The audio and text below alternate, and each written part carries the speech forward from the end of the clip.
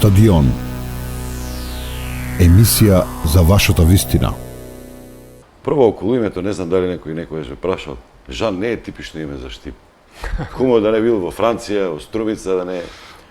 Столе, тоа знаеш како беше? Многу одамна е. Да, ја негде го имам тоа кажано.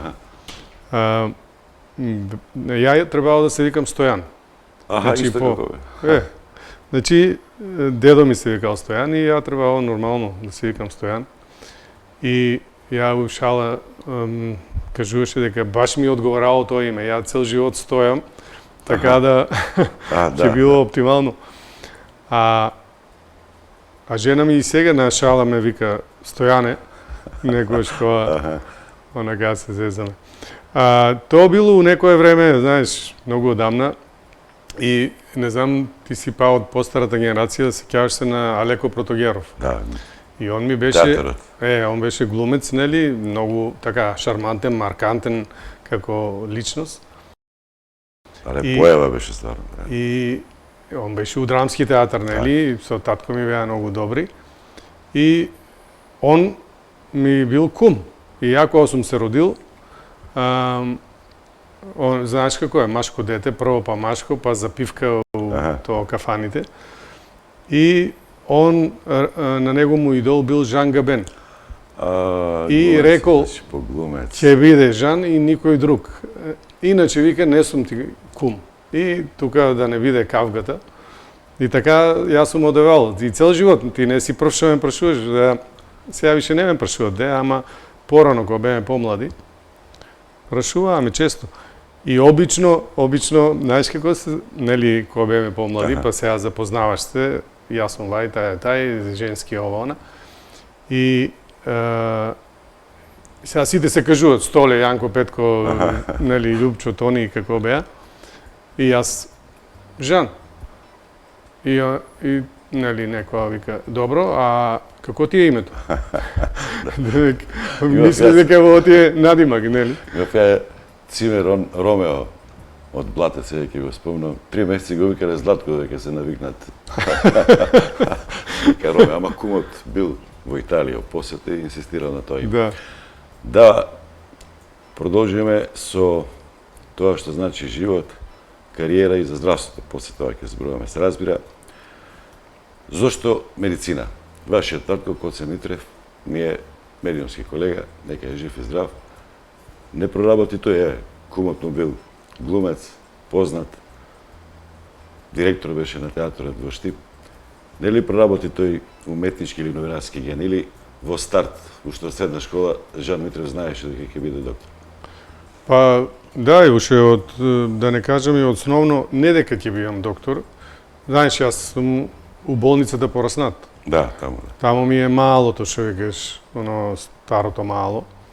И таму сме, како деца, играле од кога памтам за себе и таму сме, у круго на болницата сме сите белаи правиле и што сме правиле.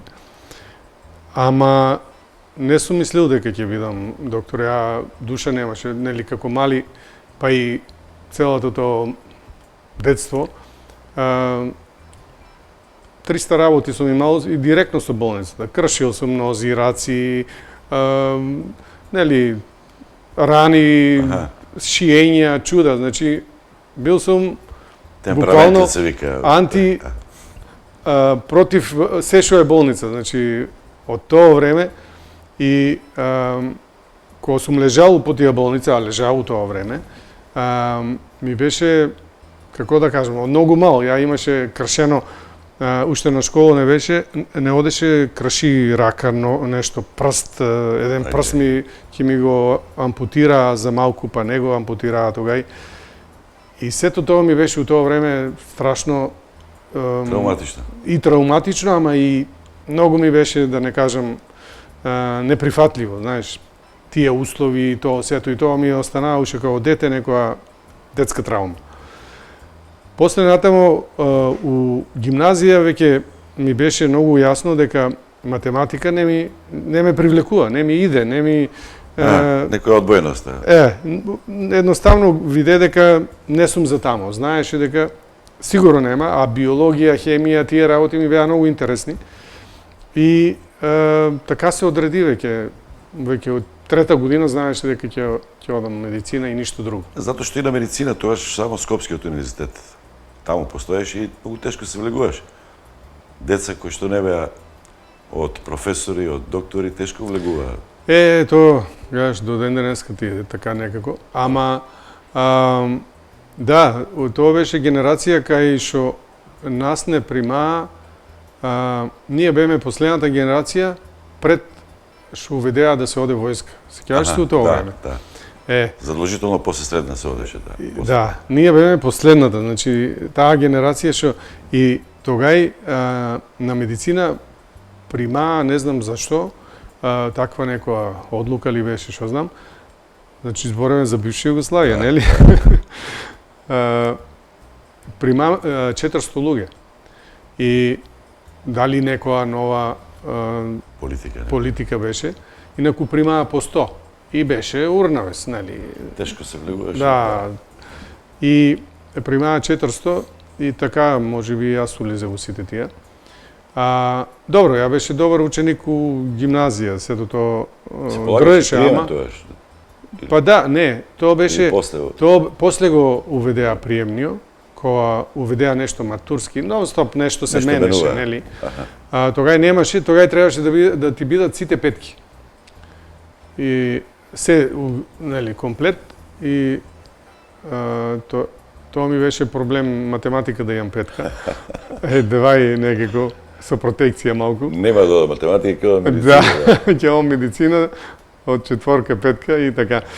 Сакам да кажам, тоа беше критериум, нели, сите петки. Ама имаше критериум, па у гимназијата беше строго, тога и Штипска гимназија беше Славче Стевенски. Беше сега не знам како е, ама тогаш се знаеше дека за разлика од сите други школи, таму се и така учиш. Осо математиката. Сега сте успешен вравен кардиохирург. Меѓутоа сте и бизнисмен, менаџер. Математиката не ви недостаточно. Сакате, некете, не може да побегнете од математиката. И во размислувањето. Јас сум многу пати рекол, да, бројките се бројки кои нормално мора на некој начин се е бројка. Гледаш и компјутерот е бројка, се е бројка на крајот. Сите програми се бројки. Ама бројките ги гледаат обично оние што, нели, дават пари, што се биле тие од кои сум ја директно зависел и се уште зависам, банки и ово она, кај што мора да приложиш бројки, нели, и они ги гледат сите бројки и тоа е тоа. Меѓутоа сум кажал многу пати дека јас сум најлошиот бизнисмен затоа што сум доктор.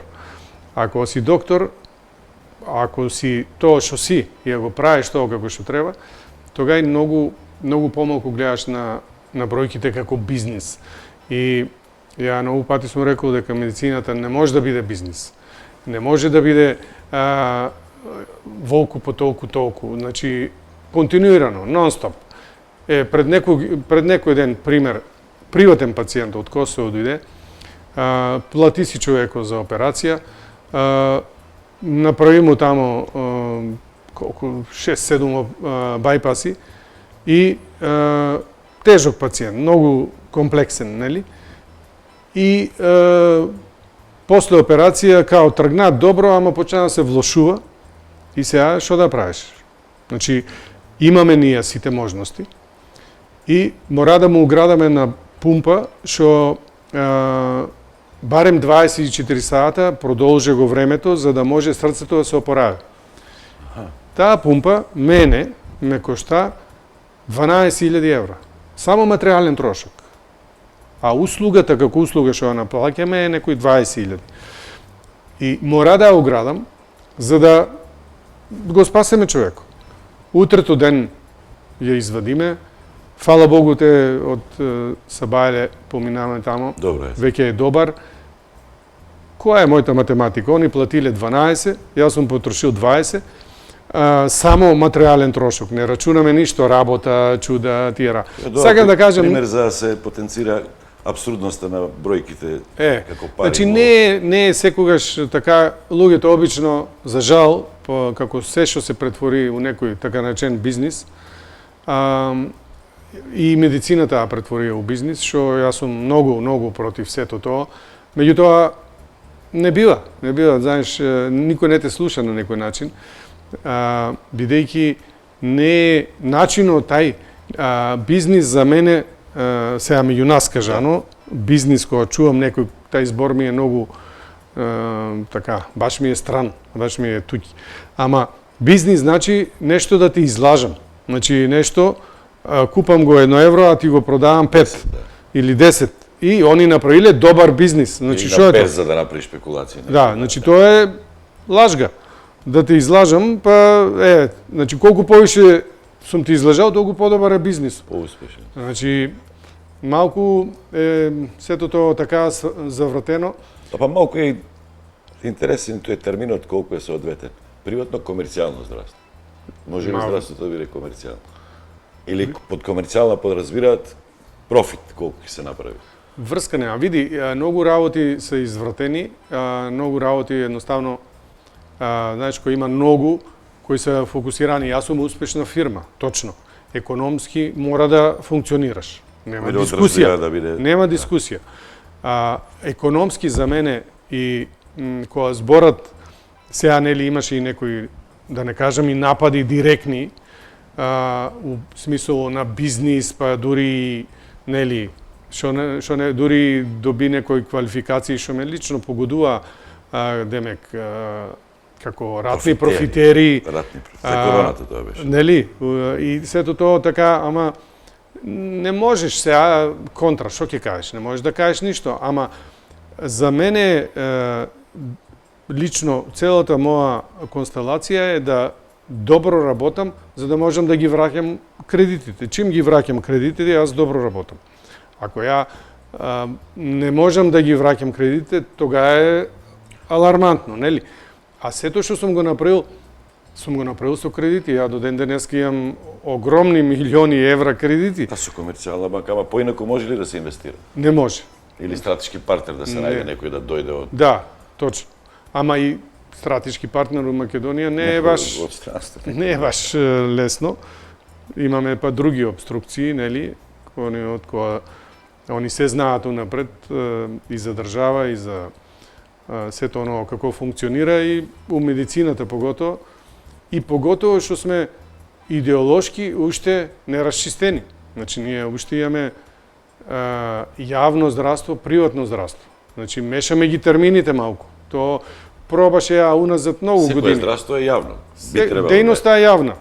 А собственоста можете утре ти ќе дојдеш, ќе речеш еве ти купувам 20%, 50% од својот удел.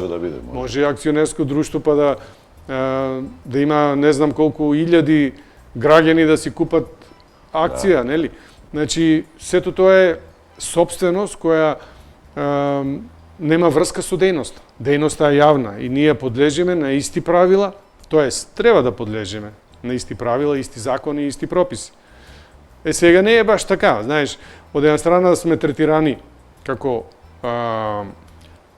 приватна фирма, како бизнисмени, како бизнис, и сега јас се што купувам, се што увезувам, се што се троши у болницата. Има ли повластена данъчна стапка, како например за компјутери, Нема. За медицински апарати помагала, значи, заради јавната јавниот интерес, да.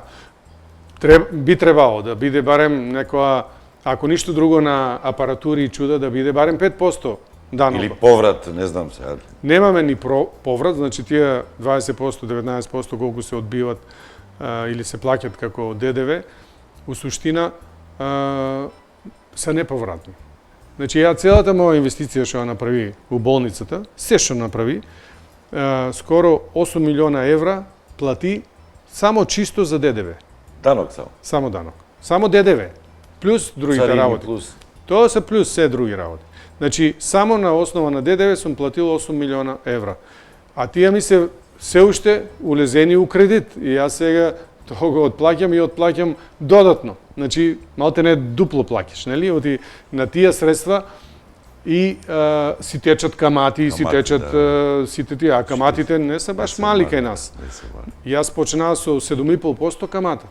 Значи, и тоа полека се намалува, ама сега е некој, не знам, 3,5-4% колку е. Ама не па се ето знае на сега со големи економската криза може и пак е... Сигурно. На големи цифри тоа се огромни суми. Сакам да кажам, многу работи или не се знаат, или неќат да се знаат, или неќат да се афирмират, знаеш, како такви, него башка е што имам над 400 вработени, што се плаќат сите Придонеси. даноци, сите придонеси, се е по што се вика по Конец. по конец и по закон, по прописи, се е како што треба да биде. Сега, тоа е се нешто што е така како што е. Инспекциите исто се однесуваат и во јавното или за јавното не важи? Не, Јавното. не. Во државното. Види, тоа нема што да споредуваме, нели? Еве, санитарни услови. Проверуваат така кај вас и Па види, јас сум и ама одма ми земат за лошо. Јас сум кажал дека многу болници треба одма да се затворат. Одма. Од хигиенска гледна точка. Ама мора да се тоа калкулира. заради опасност од сепси, од... Ама тоа е, не може да јавно, тоа е некако ја сум го викал како заштитена мечка, нели? Белите мечки се заштитени и тоа е тоа. А ние сме зависи у која констелација и у која гарнитура доваѓале се, не е тоа ништо скришно, доваѓале се луѓе како инспектори, како да, и вика, пратијаме, вика, да најдам нешто. Да најдам нешто. Пратијаме, вика, и плаи. До ден денеска имаме и текако, да не кажам, не санкции, ама Некој притиск. некој вид обструкции, у смисол да не работеш. Разбираш, тоа е парадоксално. Сега ние со сите тие работи, со целата инфраструктура што сме ја направиле, со болницата како болница, тоа болницата, како да ти кажам, болницата е како една атомска централа и сега ти да приклучиш 2-3 рефлектора и толку. А може потенцијало да е, нели? Да.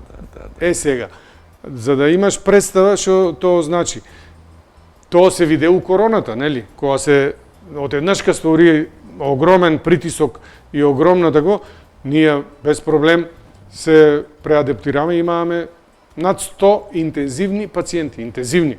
Значи со сите можни. Сега која е таа условно да ти кажам инвестиција ако земеш барем тога и кога ја правеше болницата, едно интензивно место од прилика кошташе околу 200.000 евра. Значи ти да имаш 100 интензивни кревета, од прилика ти е само тоа инфраструктурно, со сите нели инсталации, чуда, целата технологија што мора да имаш за да биде интензивен кревет, интензивно место со сите можни приклучоци, апаратури и се. Значи е над 20 милиона. Ја не сум у тоа време очекувал дека ќе има корона, ама сум се некако инстинктивно спремал да болницата биде со можност за максимална употреба у смисол на најтешко болни пациенти. И то до ден денеска се покажува дека е да речам и добра стратегија за тоа што кога е пациентот така вака сегде може негде нешто да се прави, така? Сегде у некои болници, оно ако е добар па нешто е малку температура или малку ово она, ќе го некој лечат. Ама кога почне обично доаѓа во најтешка фаза. Кога почне да заглавува, кога веќе гледат, нема чареи, нема фајда и има обратни од приватно да одат во приватно. Од кај вас да одат во државно. Па за жал има само оние кои и дојде КНАП, за жал, која бидејќи многу од услугите мора луѓето сами да си ги платат. И тај лимитирачки фактор до ден денеска е многу присутен. И кога луѓето ние даваме и попусти, даваме и не знам што, ама сепак имаш реални трошкови, не можеш да у недоглед, сега скоро имаш еден пациент, многу тежок болен и го примаме за рехабилитација. Значи баш рехабилитација, после корона, после чуда, после се. И човекот, значи, што беше дизастер, у прав смисол на зборот. Со интензивно хранење, мобилизации, физикални терапии, чуда, дигнаме го на нози да оде. Беше повеќе од месец дена. И сега требаше да плаќа на крајот. И ајде сега ќе продавале куќи, ќе продавале ова, ќе продавале она.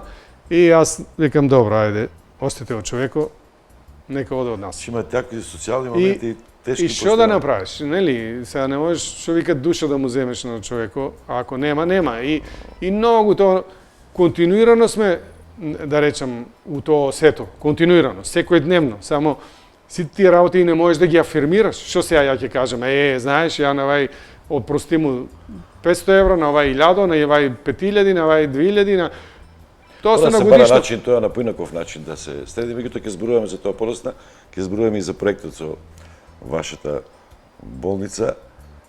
Ова само да го завршиме, тој животен пат и воведа до медицина. Скопје завршивте, работевте во Македонија или директно Загреб, Ребро? Почна јас, нели, стажо и тај стаж што беше државен, до државен испит. Да, до државен испит ова она. И тамо нешто беше и брза помош. А тоа е за сите почеток? Почеток беше брза помош и јас се спремаш у тоа време, полага го испито за нострификација на америчката диплома. И тоа се полагаше у Белград и успеа да положам базичниот дел. Имаше 3 дела. Имаше базичен, клинички и јазик. И ја успеа да положам базичниот дел, што беше најтежок, или најтежок од тие 3. После беше клиничкиот и мислеше да одам за Америка, после војската, да одам за Америка, тамо веќе имаше некој познат, Чикаго, мислам, беше у тоа време. Кардиохирургијата и беше во старт предизвик или? Да, у тоа време. У тоа време. Па ја како студент, мислев очно, ортопедија. Не, па тоа беше многу смешно беше. У тоа време, како студент, ја нели имаше некои размени на студентски размени. И тука доаѓа таа бивша Југославија некои студенти од странство и ја доби тогај место преку универзитетот, нели добрите студенти ова она. И ојде у Кордоба, у Шпанија. И тоа беше усвет, нели, за мене патување, што да ти кажам, тогај со воз. Се кажеш, Интеррейл имаше. Да. И имаше картичка, земеше и можеш... Студентски попусти имаше. Да, и цел месец ли како беше, можеш да се возиш низ цела Европа. И јас со таа картичка до тамо, до Кордова.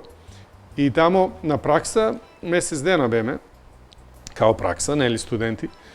И они у тоа време се спремаа за да почнат кардиохирургија. Зборам ти за некоја 80, јас завршил 85-та, значи 83-та, 84-та година. Како студент, да. И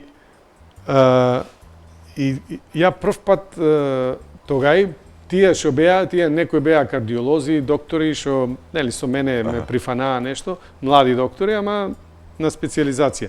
Некои беа анестезиолози, женски углавном беа и ајде и мене ме вземаа да гледам тамо што се дешава. И тоа беше за мене првиот контакт и првата фасцинација, да не кажам првата иницијација и љубов што се случи у тоа време. Ја како млад и нормален студент никогаш немаше ни појма како тоа сето изгледа. Они баш тогај се спремаа за да направат први операции на срце, на тоа. Има некои гости од Мадрид или од каде беа дојделе. И кога ги виде сите тие работи со машини, чуда, црева, пумпи такви, онакви, викам, шо е во чудо. Нели, пред тоа операцијата била многу, да речем, проста, кила, каже, жичка, нели, тоа си видел такви работи. И тоа беше првата она права иницијација кај мене. И така беше решен, готово, одам за Америка, фала Богу, и тамо беше кардиохирургијата у тоа време. Дебејќи е познат. У тоа време, а у Европа беше така, значи имаше неколку центри, значи кардиохирургијата е сепак многу млада гранка, последна гранка што доживеа многу страшен бум и развој, ама ја ти викам за време кое е сега веќе историја, нели? Да. Пред скоро 40 години. И тоа беше мојата желба, и странство, и Америка, ми беше, и уиде у војска, војската ми, нели, после оваквото, иде војска, и у војската, тамо со волкави книги, спремам се, јазици учам, да, и готово. После војска одам. Решен. И у војската ми се јави ми се Дечовски, овај докторо, вика, распишано е конкурс за хирургија, никој не се пријавува. За уштип? За уштип. Да те вратат тука. Не, тоа распишан конкурс за хирургија, меѓу другото имаше и други. За специализација. И тепачка, нели, за педиатрија, за гинекологија, за интерно. Хирургија никој не сакаш? За хирургија никој.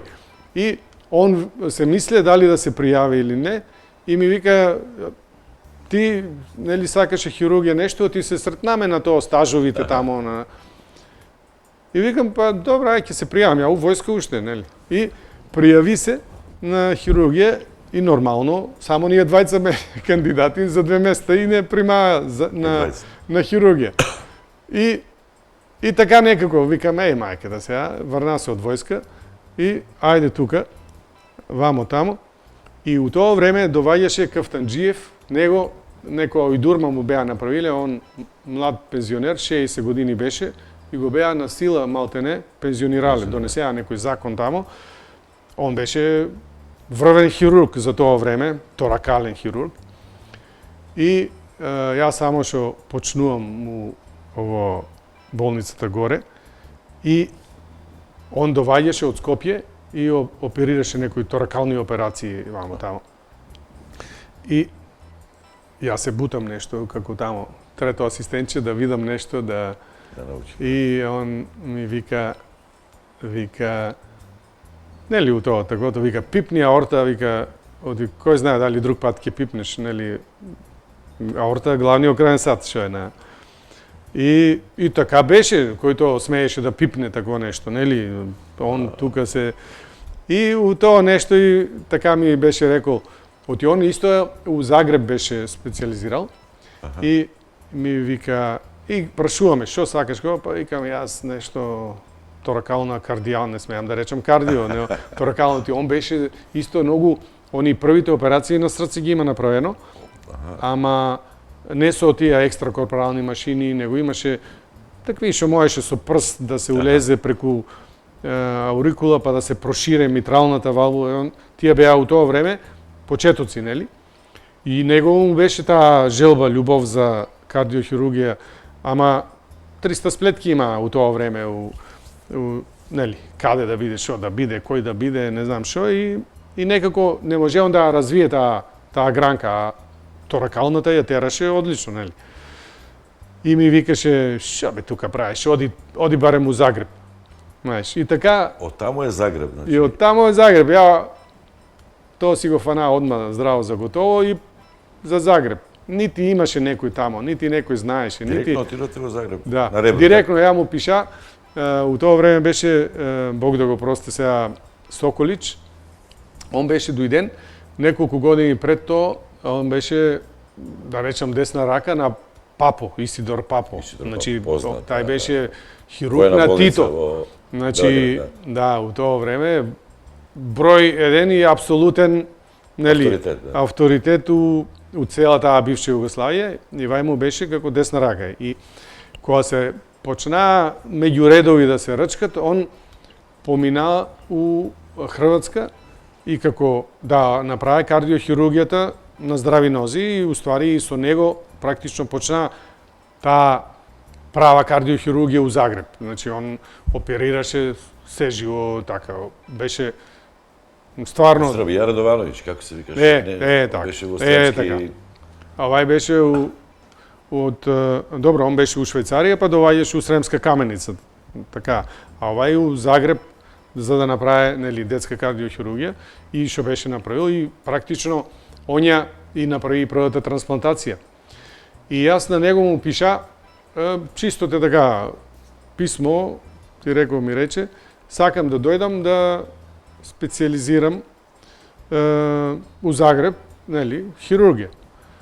А он беше на сите клиники како главен, нели? А сите овие беа пластична, ортопедија, сите под него. И има сите заеднички сабелешен состанок и имаше нормално тоа дежурна екипа, се што се случувало и тука беше баш дивизија од хирурзи, 50-60 луѓе, значи така.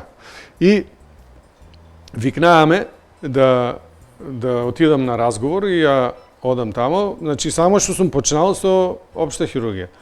И ми вика, гледаме вака, вика, Македонија, а ја не ги знам какви релации, каков е он, ништо не знаеш, нели? У тоа време немаше интернет и немаше чуда, не. Да проучиш, да. И гледаме вака, вика, може да замислиш колку сум бил тога, 24 години, 5. Вика, ќе биде од тебе нешто, чим вика доваѓаш директно кај мене. А го почитувал тоа? Да, и јас викам сега, што му значише во, нели? Ништо. Вика, добро, ајде, може да почнеш, тога и септември, октомври, кога беше. И ја, абре, убре, тражи тамо, кај да се сместиш, што да правиш, абре, убре. И почна, оно што ти било работа, он страи трепет тамо у тоа клиниката. И сега, од специјализантите, никој не одеше кај него, нели, на кардиохирургија. Него, што се плаши? Сите на крајо, оти мораа да одат, 3 месеца мораа да одат. И на крајо доваѓа да ги отслужат тие 3 месеца, оти не можат без тие 3 месеца. и тоа после ми стана јасно, а ја беше си баш тамо, на оддело. Не го сватил тоа како дрскост, туку... Не, напротив, и тоа беше многу позитивно и многу така, многу ме... И јас беше многу вреден тамо, одма ме запознаа. Колку време беше тамо? Па до крајот на 90, кога уиде као на едукација, на до усовршување некоја у однос на тоа кардиохирургија, имаше некои у тоа време кардиоплегии, чуда, специјални работи. И ја, како што викам, уиде јас за Германија, тоа беше крајот, баш декември негде. Последен месец почна војната у Југославија.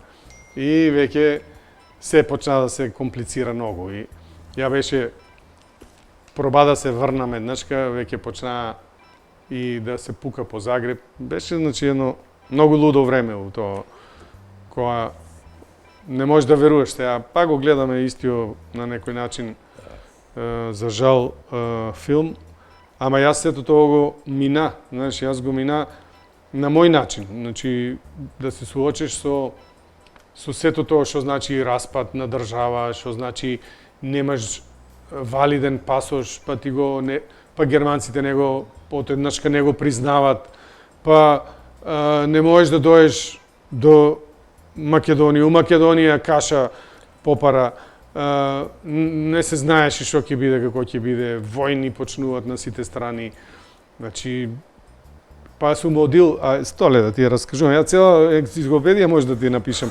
Па не сум можел да дојдам до Македонија, значи не можеш да дојдеш.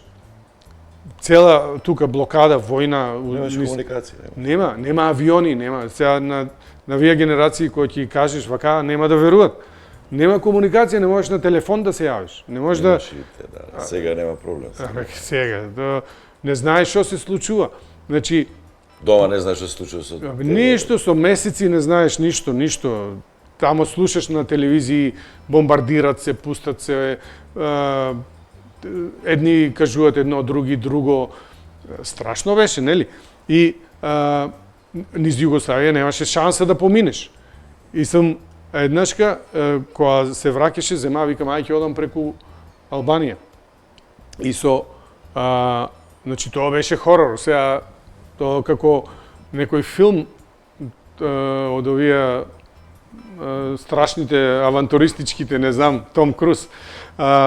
Значи, оди преку Италија и со фериброд, ама у тоа време фериброд, како сме поминале преку Јадранска, нели, со кола, на фериброд, тамо до Флоре, до Флорина, како се викаше. И тоа беше приказни, да ти кажувам. И сега тамо, тоа ми останаа усеќавање многу убаво. Тај почна да ме нешто нели, на бродо и нешто ми го зема пасошо и сега не се разбираме. Он ми зборе на албански. Албанија у тоа време, знаеш што беше? Катастрофа. Катастрофа. И нешто ми зборе вамо тамо, јас го гледам, чудам се што му е сега. Нешто, вика црка, што е работа. И рипнаа му двајца дечки, млади, тие идеја негде од Шведска. И со него почнаа да се и они одеа за Македонија. И почнаа со него да се расправат, вамо, тамо, во, но, сега јас стоам од страната, овие викат цркат, овај викат црка, нешто, абре, убре, вамо, тамо, и неќе да ми стае пасошо печат, нели, дали југословенски пасошот и тога, и југословенски беше, не знам што беше, и вие викаат црка нешто, абре, убре, дечките разбраа се и нема да го забравам тоа. И сега пасош зема да ми стае печат, нема мастило. И имаше кафе пиеше.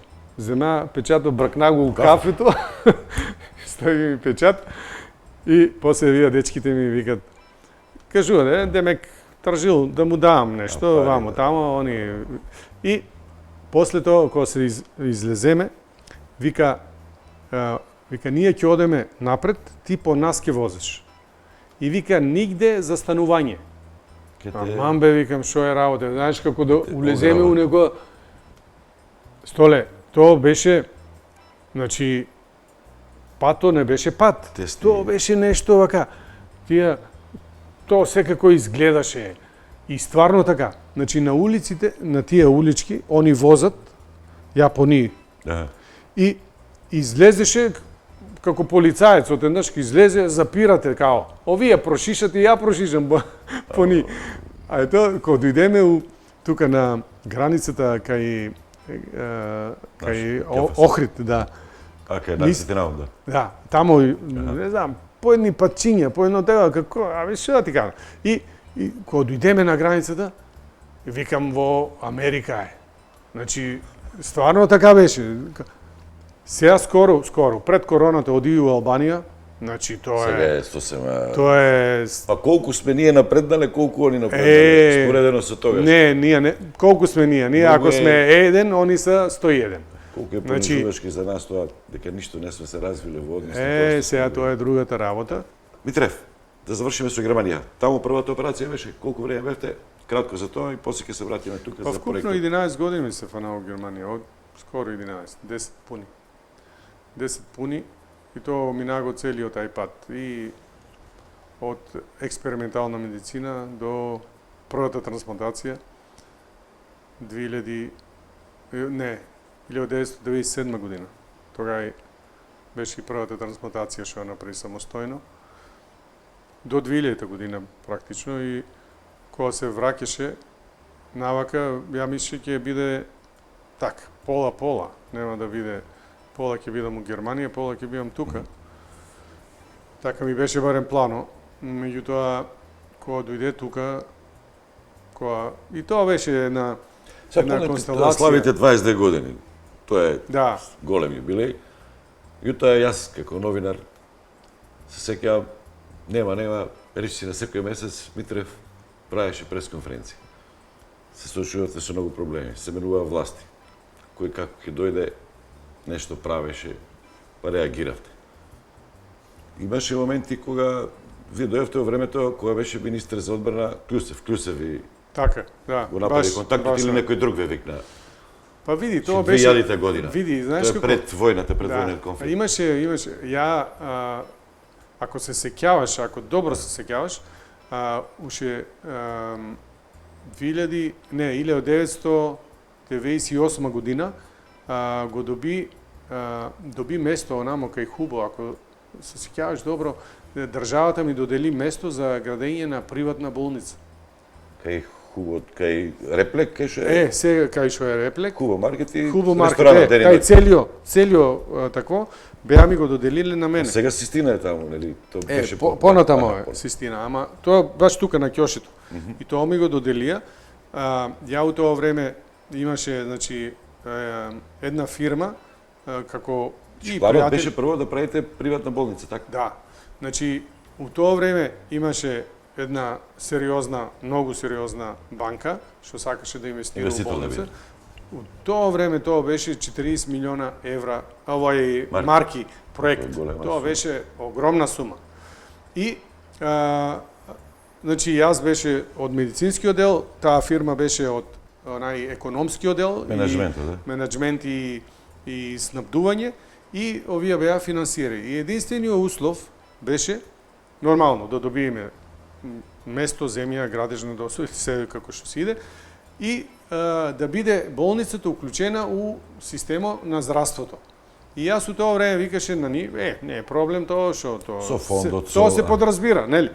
Тоа наивно. Колку сум бил у тоа време наивен, нели? А они вика, не, треба да подпишеме договор. Да се осигурат на Да се... време. И у тоа време беше, ако се сеќаваш, господинот Тупурковски за развој. Агенција за развој инвестиции, како се викаше. Точно. И Со тајванците таа епизода. така. Добро, он си тераше и други работи, ама нели требаше и он беше од владата, тај што требаше со кој да подпишеме договор. И јас пусти тамо абре убре и као договориме состанок, значи банката, таа компанијата, јас и Тупурковски у Франкфурт ќе дојде и да подпишеме тај договор за дека таа болница, тај проект, приватна вклучен. болница ќе биде вклучен, кај што ќе биде кардиохирургија и другите дејности што у тоа време фалеа у Македонија, ќе се развиват тамо, ќе биде уклучена у здравствениот систем на Македонија. И сите таму, те вака наредени, маса, резервирано, не знам, некој хотел беше чуда, се на највисоко ниво и Тупурковски не дојде. Не дојде. Да. И тоа беше за мене, што ти кажам, Тука удар, пропадна. срам, и тука тоа застана. После тоа, уште еднашка се организира средба, оти демек не можел, вака било, така било. Вториот пат дојде? Ама требаше пак да дојде, ама јас викам прво дојди, па после ќе останеш ден-два, за да ги соберам луѓето, да не Да не се... биде пак Да. И тоа тука тај проект така застана. У меѓувреме у Македонија се побунија многу. Тоа беше како бомба малтене, како тоа приватна болница сега. Па изнедеа дека таму имало археолошки наоѓалишта, Скупи е таму, да. скупи мупи, и не знам, тражеа некои огромни суми да се прават сондажи, ова, она. Прво да се истражи археолошки, но после така. да се гради, да. И ја виде дека од сето тоа не бива ништо. И врнаа земјата назад, тоа плацо, врна го назад на министерството. Тогај беше министер за транспорт и врски Кадиевски, мислам, ако не се ако се Душко сеќаваш. Кадиевски, да. Да. И ја го врна тоа. Ајде да не кажам утрето ден веќе беше продадено Го на продадо. да, и тогај немаше веќе Таму требало да биде болницата. Да. Тоа беше првиот мој Обид званичен. да дојдете во Македонија. А после тоа, иначе, цело време, уште од 92 година, уште со, Бог да опросте, професор Срабиновски, значи од 92 година, ја ги црташе салите у како да биде, што да биде државна кардиохирургија. Работата беше јас да дојдам Сакате да кажете назад. дека требаше во државна Да, болница да. да се Уште вклучите, 92-а и зашто што немаше кардиохирургија и постојано се Да. зборуваше дека многу пациенти, многу пари се трошат во соседните земји во И странство. тоа беше од 92 практично до 2000 цело време, ако се сеќаваш по вестници, Да, по државна кардиохирургија беше каде цело... да биде? Да, бела Дали да беше. биде на кардиологија, кај што и ја тендираше да биде, или да биде на торакална хирургија, кај што у тоа време професор Чоланчевски и тие некои други, за демек тоа треба да биде на хирургијата на хирургија. А јас викаше и Србиновски се залагаше у тоа време да биде како еден кардиоваскуларен институт, да биде на кардиологија. Меѓутоа, со сите тие контакти, столе ја од која се основа Македонија како самостојна држава, значи од првиот министер за здравство, па до ден денеска со сите Сите сте имале... со сите. И значи од тога па на и ја уствари сакајки у тоа државното, нели да дојдам назад да направам тоа што треба, ствари виде како тоа сето таму функционира, тоест не функционира и дека јас свана дека тоа е невозможно. Таму да направиш Државна кардиохирургија е невозможно. Па у тие констелации како што беше у тоа време беше апсолутно невозможно. И плюс тоа, нели, тука имаше ново ти реков ми речи и така некако ја оладиси Варнаго тогај за приватно, која рече ќе правам приватно, не биде, нели, со сите тие идеолошки бариери.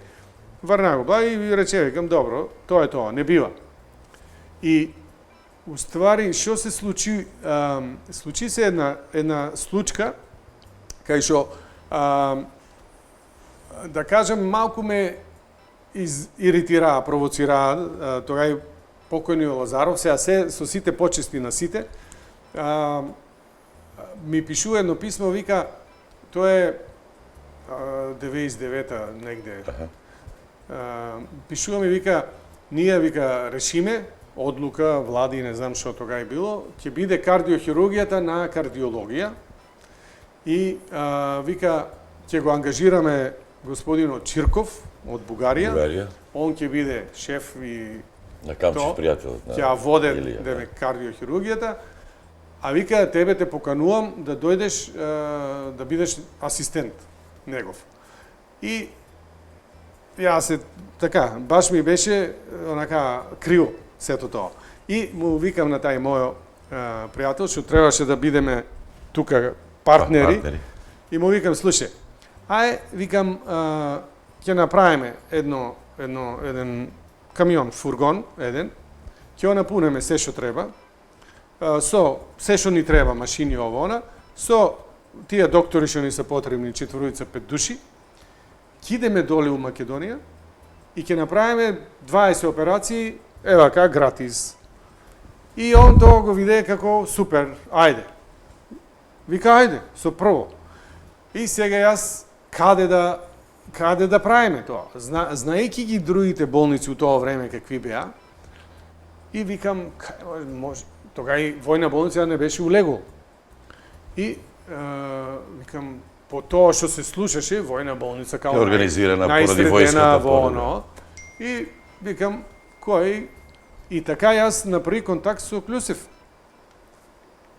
Аха, и му вика, и јавувам му се, викам, сакам тева тој и тоа да направиме 20 операции, еве, од нас, гратис за пациенти што чекат од и тоа време, знаеш што беше? Луѓето чекат, нема кај да одат, само со тешки врски се одеше негде каде, треба ваму таму. мислење па да потпише. Така, 300 чуда имаше. И он вика, супер, ајде, може. Тогаш беше војна болница под Министерството за одбрана. Така, беше по тоа. Може, вика, супер. И летото, ти зборам, лето 99-та, значи, јас одам, он ме вика, одам јас таму во август месец, тука на одмор, одам на Маринки, што се вика, да видам каде. И он прашува каде има слободно оделение, и тоа некое слободно оделение беше тоа на втори спрат, кај што работиле пластика, пластична хирургија. Ама било затворено, не знам што. И јас одам со него, и он улава тамо прв пат, и јас нормално први пат. И улаваме да ни го покажат, и јас викам, дај да го видам. Ама што ќе гледаш, ние примане тамо супер, тоа се средено у канцелариите, убаво изгледа, викам, добра, ево, ќе биде. Тука, колку толку, гледа се дека нешто средено е. Ви фаќа око, е. И викам, дај да го видам оделението, ама што ќе го гледаш, сега е затворено, оно, не. Викам, како, дај да видам како тоа, да видам што е, како е сега. Очекувам нешто како така да биде, нели? 100 лева. Значи, јас у тоа време, со цел мој оптимизам, ја падна у депресија. Повлегоште над? Тоа беше, знаеш што, кога улеземе унатре, и Клюсев прв пат улезе, и он со мене, и он не знае.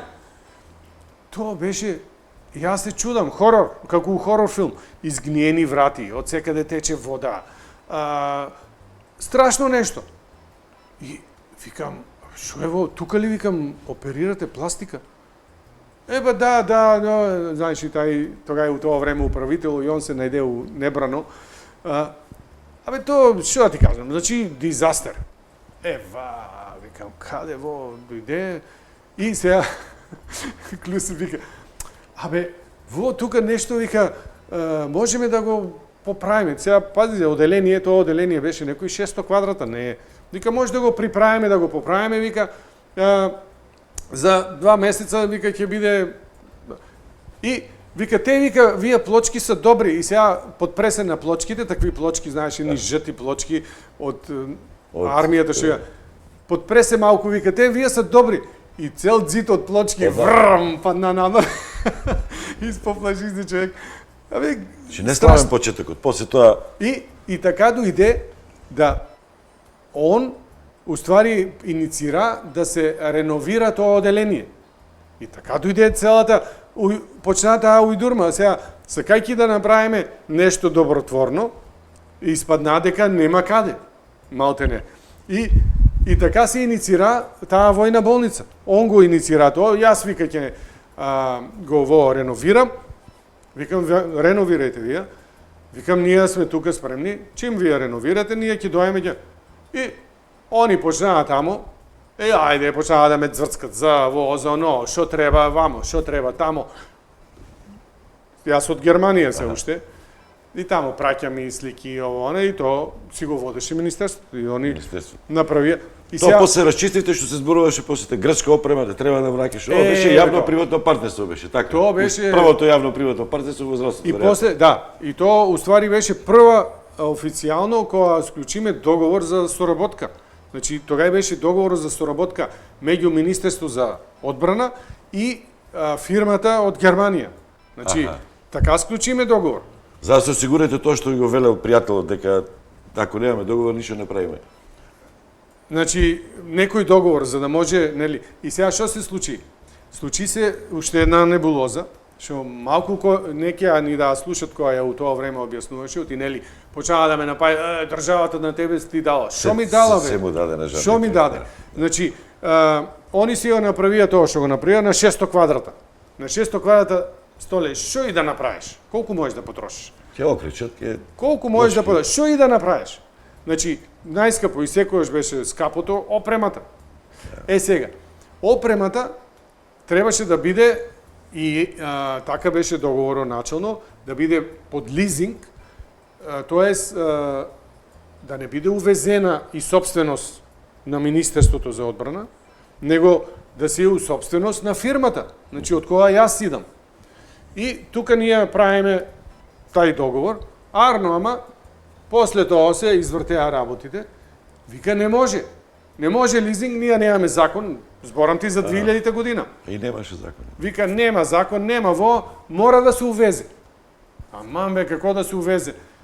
Мора да се увезе и сега целата опрема се увезува преку сувенир. Се каже сувенир. За воено, за во Самоков, како се викаше? Сувенир, фирма што увезува куршуми, пиштоли, нели увезува воена такво, сега увезува медицинска опрема.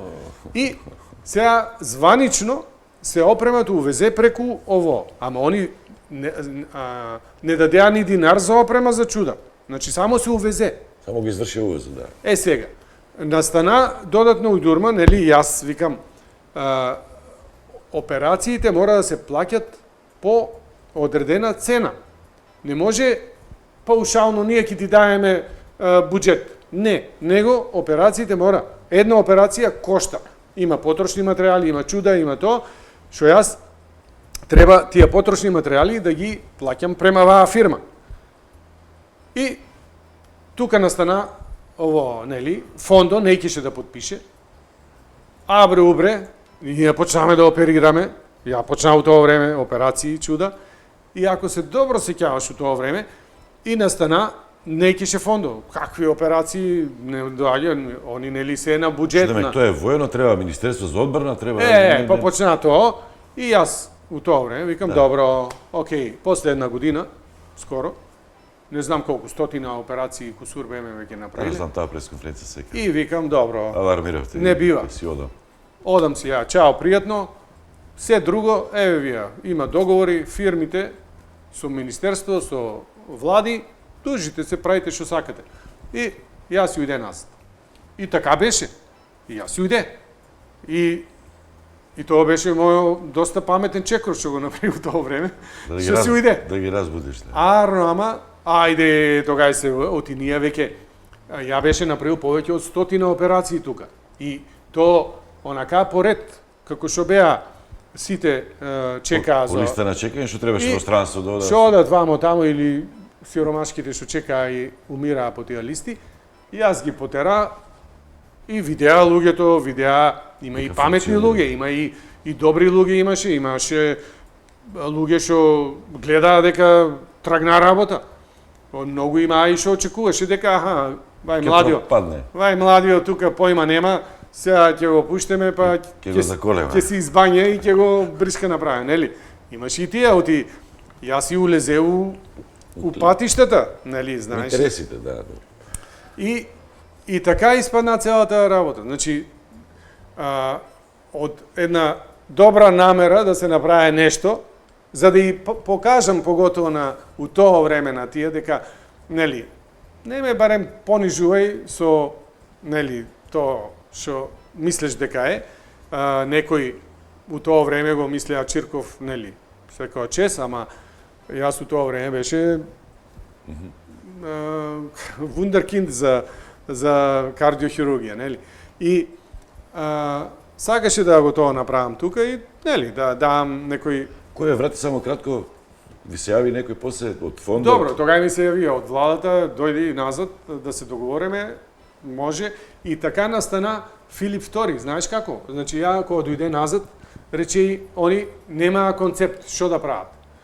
Викам, видите, дечки, едната е, тоа беа 2 милиона марки, опрема, што унесеме.